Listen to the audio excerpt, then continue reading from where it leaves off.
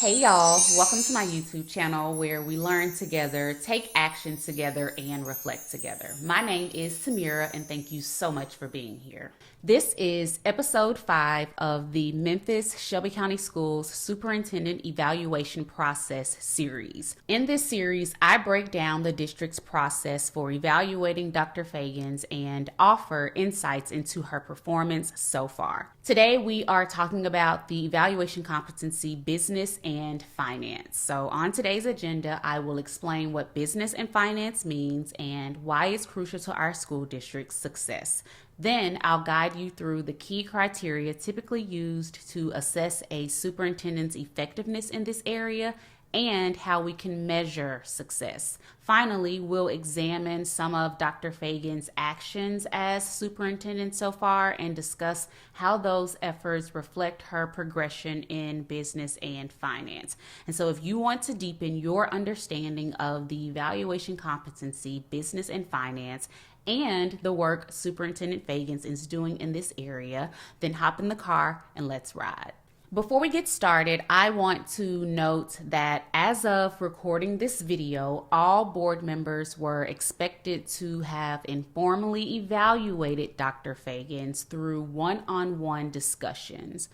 These evaluations were to be completed by November 30th, and to my knowledge, no information from these conversations or the feedback shared has been made public. And so hopefully we'll hear an update from the evaluation committee soon. In fact, they are meeting, depending on when this video is posted, they're meeting Tuesday, December 3rd.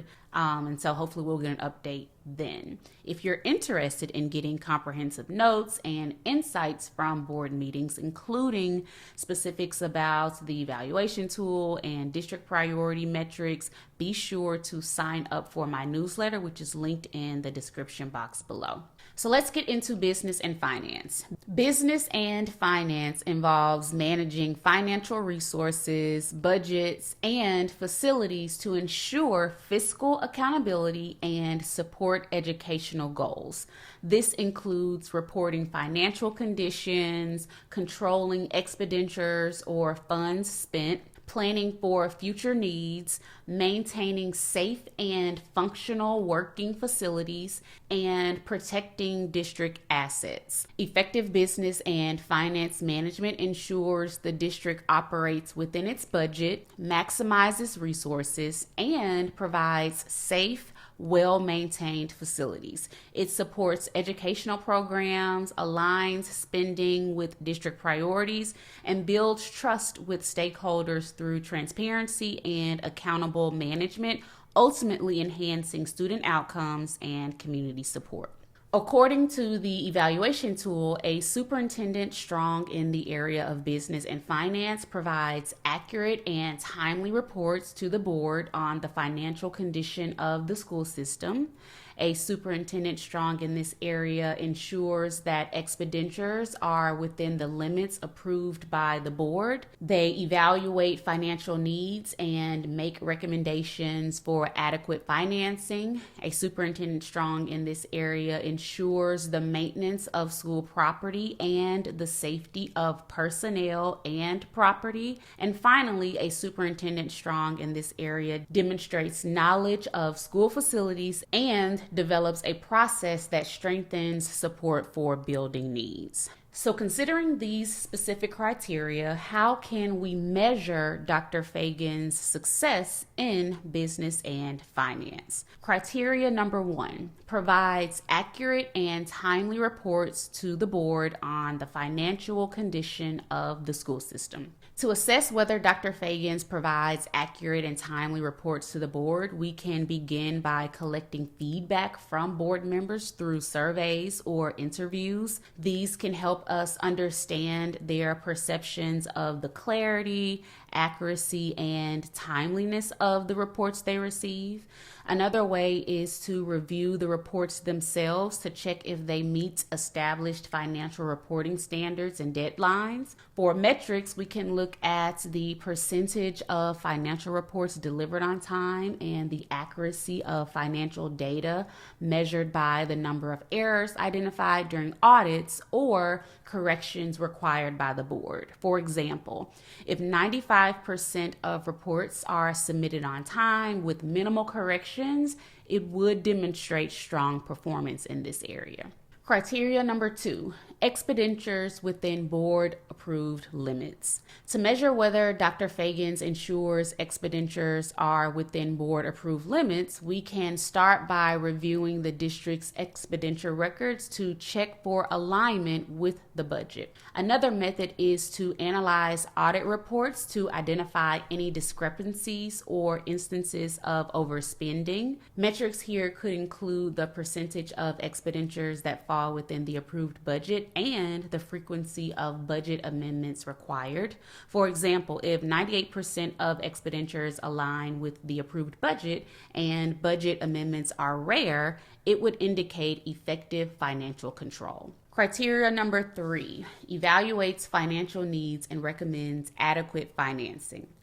To evaluate whether Dr. Feagins effectively identifies financial needs and recommends adequate financing, we can track the number of funding proposals she has presented to the board and assess their alignment with district priorities. We can also measure the success rate of those proposals in securing additional funding. Metrics might include the percentage of financial recommendations adopted by the board and the total amount of additional funding secured. For instance, if 85% of her recommendations are approved and result in increased funding, it would reflect well on her strategic planning. Criteria number 4, maintenance of school property and safety of personnel and property. To measure her performance in maintaining school property and ensuring safety, we can start by analyzing maintenance logs to see how quickly issues are addressed and resolved. Surveys of students and staff can also provide insight into their satisfaction with facility conditions and safety measures.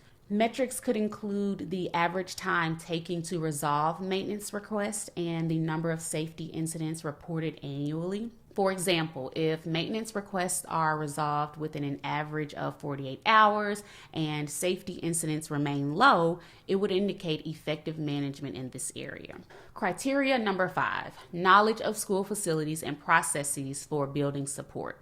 To assess Dr. Feagins' knowledge of school facilities and her ability to strengthen support for building needs, we can evaluate the frequency and quality of stakeholder engagement efforts, such as community meetings or forums. Another way is to review the progress of facility improvement plans against timelines and budgets to ensure effective execution. Metrics might include the number of engagement sessions held by the percentage of facility projects completed on schedule and within budget.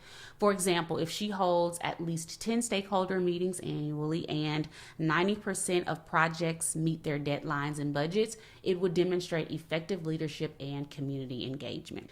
Those are the key indicators for business and finance. Now, let's discuss Superintendent Feagins' performance in this area based on what I've gathered from school board meetings and reports.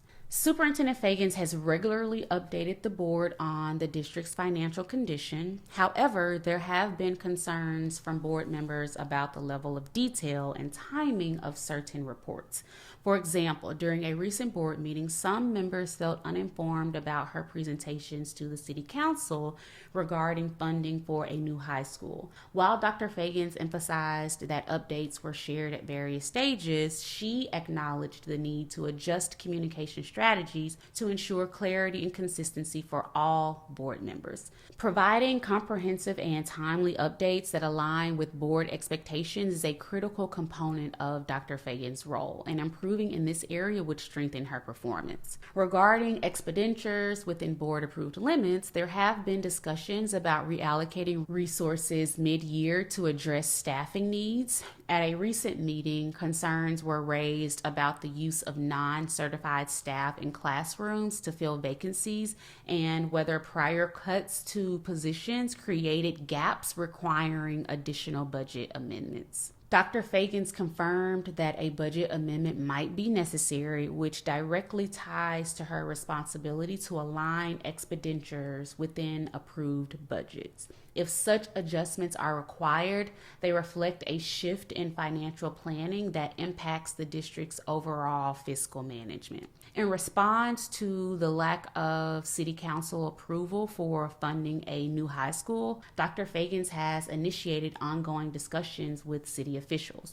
This highlights her awareness of financial challenges and her proactive efforts to address them. Her engagement with stakeholders, including Mayor Harris and City Council Chairman Smiley, demonstrates her commitment to finding solutions and advocating for the district's needs. Moving forward, I do look forward to hearing her present a clear, phased funding plan or alternative strategies to bridge the gap between available funds and project costs. Dr. Feagins has also shown an understanding of the district's facility challenges, including deferred maintenance, aged buildings, and increasing enrollment pressures. Her commitment to presenting a comprehensive facilities plan by April 2025 reflects a strategic approach to long-term planning. Additionally, her focus on real estate management, such as reviewing vacant properties and optimizing asset use, indicates a proactive effort to align facility needs with broader district goals. Her emphasis on maintaining older buildings and addressing critical infrastructure issues like roof replacements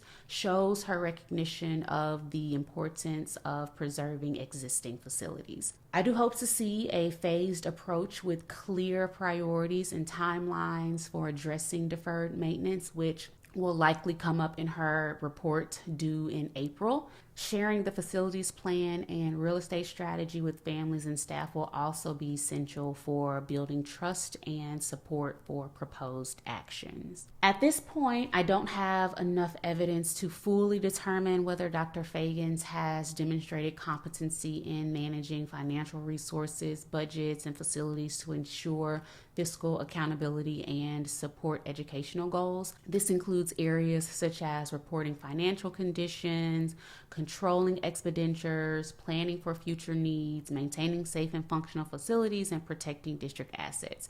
I am particularly interested in understanding the strategic impact of her financial planning, how she plans to expedite facility issue resolutions, and how she will develop a stronger process for building community support around these facilities.